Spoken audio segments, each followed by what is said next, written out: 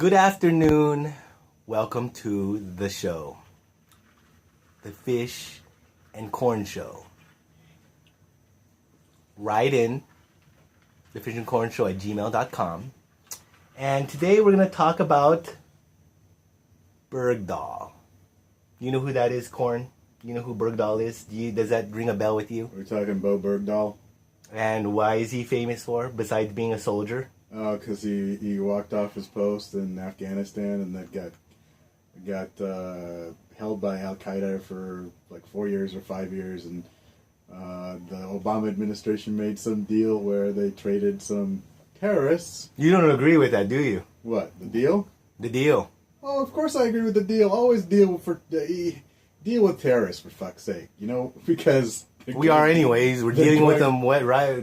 Exactly. All right. You either shoot them or you talk to them. Exactly. There's one of two solutions. You either shoot them or you talk to them, and you can't shoot everybody. So eventually, you need to talk to people. So anyway, I find Bob Bergdahl interesting in that before he joined the army, he looked into joining the Foreign Legion. Did you know that? No, I did not know that. Yeah. So it tells me he's one of these guys that likes the juice. You know, he liked the idea of being in combat. I don't know what made him walk away from his post, but I'm serving sure bad pizza. That's what I heard. I'm sure there's plenty of reasons to walk off your post. But these people that are belly aching about, well, we made the wrong trade, or people got KIA'd while extracting this guy and he wasn't worth it, blah, blah, blah. Suck it up, Buttercup. That's why you join the military. You don't get to say, oh, this is worth it, but this isn't worth it. People get killed delivering toilet paper. If you can't handle that shit, then go into something else. It's an all-volunteer force. Nobody's holding a gun to your head to be there. You don't like it, get the fuck out. Or ride into the Fish and Corn Show. That's something you can do. It's a safe bet. You ride in here.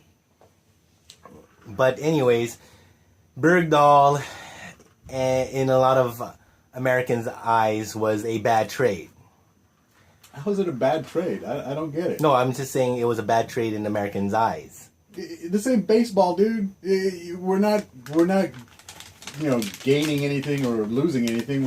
We are bringing back our people. We don't leave our people behind, whether they're good people or bad people. They're like family. You stand up for your family. They're your fighting men and women, and you fucking get them out. Now, if you want to charge them with abandoning their post or do whatever, that's all up to you. Once they're in your possession, fine. That's all on you. But if you leave somebody behind, I don't give a fuck what they did. You're leaving somebody behind. So what kind of message does that send to others? To people that maybe are worth the extraction.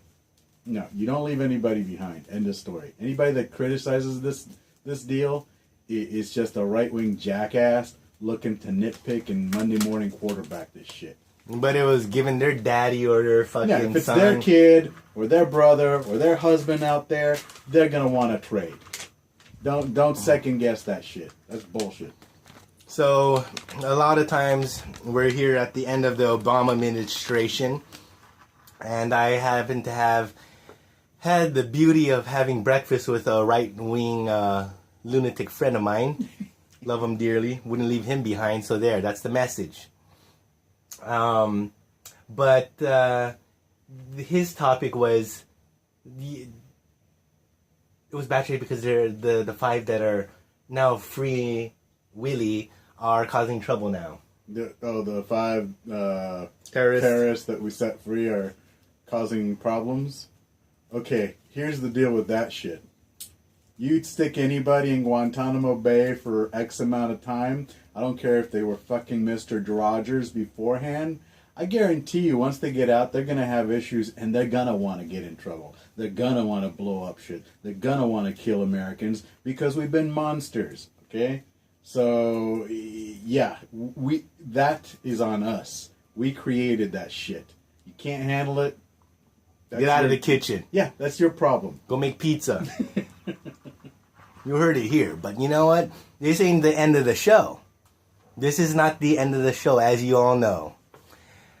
I'd like to bring up a topic and ask Corn since he doesn't know what I have in my magic cards here, suggestion card, paid for by our sponsors, RET and Paying in Pain, Skate Magazine.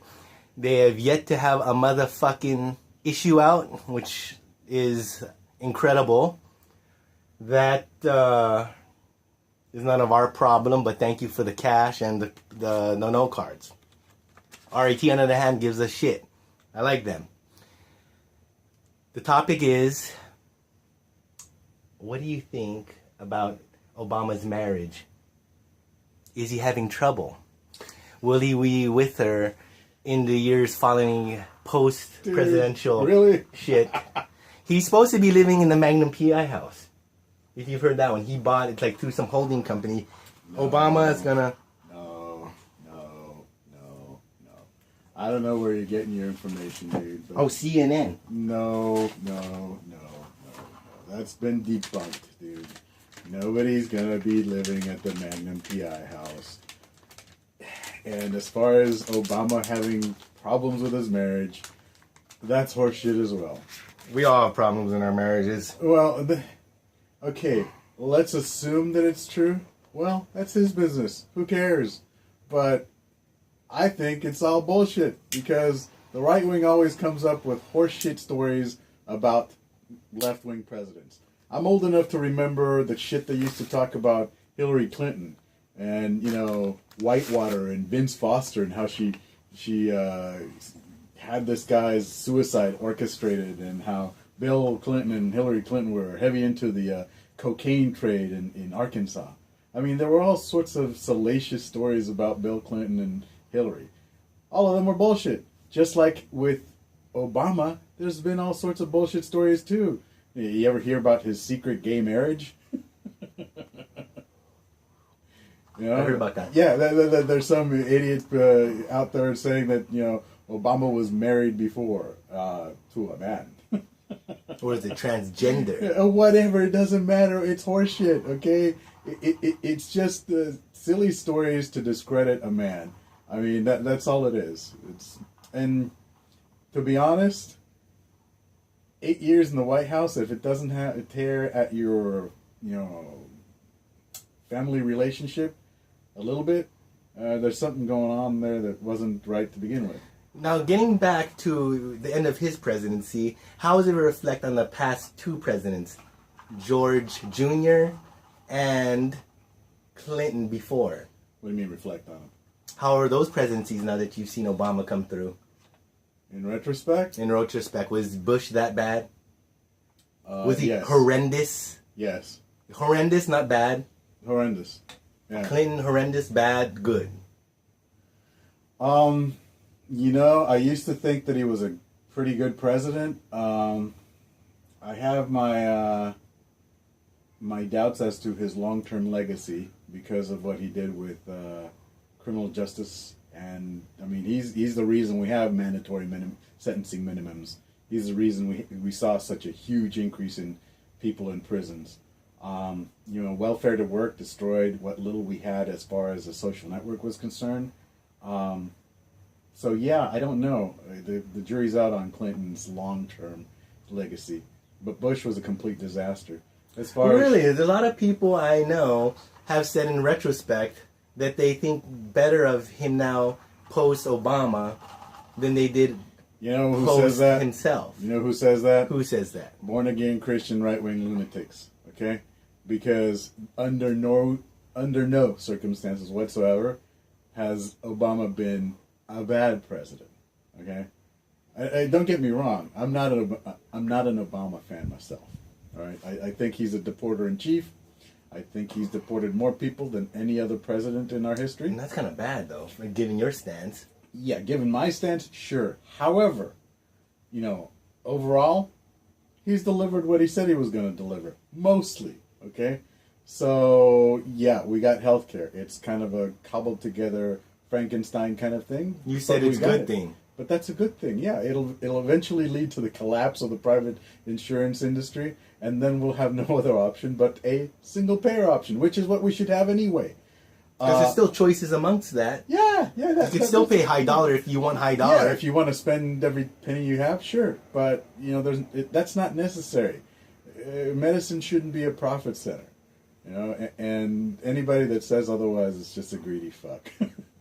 But, I mean, I don't know. Obama, overall, I think he's a good president, and I think long-term he'll be remembered as a positive instead of a negative.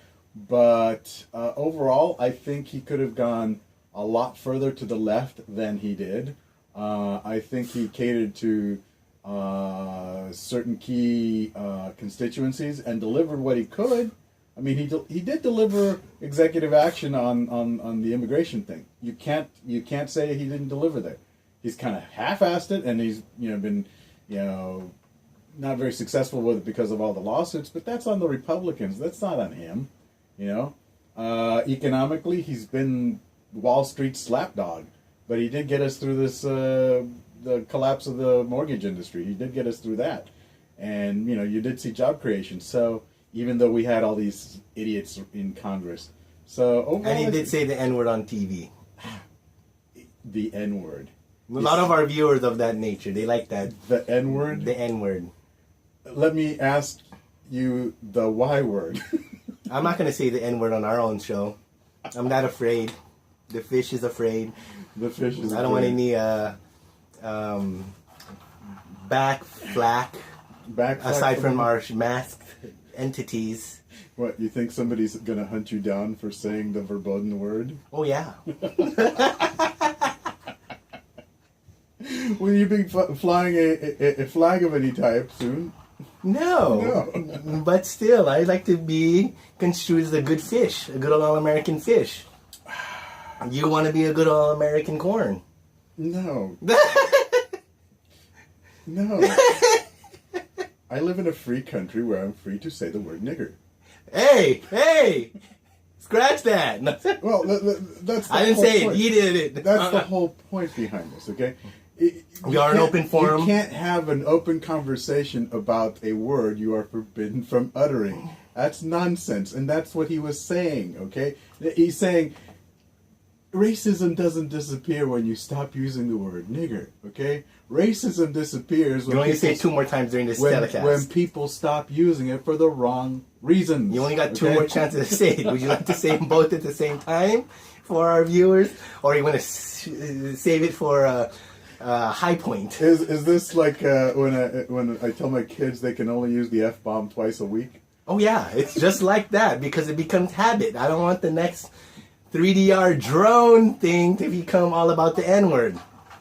Oh, yeah, well, I wouldn't worry about it because I don't use it. I don't use it because I'm not a racist, okay? But the point is, saying, oh, you can't use this word and abiding by that rule doesn't necessarily make you an okay person. You can still be a racist jackass and never say the N-word, okay?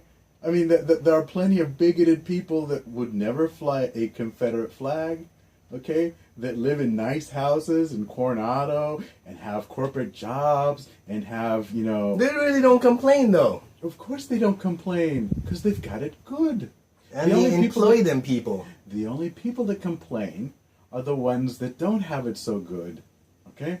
That's why we have the stereotype of the redneck racist, okay? Because they really do have the only thing that makes them feel any sense of worth is to put somebody down because of their race. Because otherwise they ain't got shit else going on. They're poor, they're broke, they're uneducated. What else you got going on? Well, you're white, right? Okay, well, let's celebrate that. Let's be happy in that. Okay, not much of a thing to celebrate about, but hey, whatever. El Maize, we're getting towards the end of our episode here. Would you like to add your 2 N-words in or save them for another day? I don't believe in... time limits? Well, no. I don't believe in peppering something with a word just for effect. I don't believe in using words for fire for effect. I don't need that. It diminishes the power of words when you say them every 10 seconds. So that excuses me for the F word. Fuck. Welcome to the show, the Fish and Corn Show, at gmail.com. Keep tuning in, because this will be posted along with maybe 2 or 3 other videos. I think we need to do a 4th of July episode. Since it is summer, we should get out into the road and start doing our travel thing. But we'll get to that. In the meantime, keep loving our shed. Be back with you in a few moments after these commercial breaks, or your YouPorn or RedTube check-ins.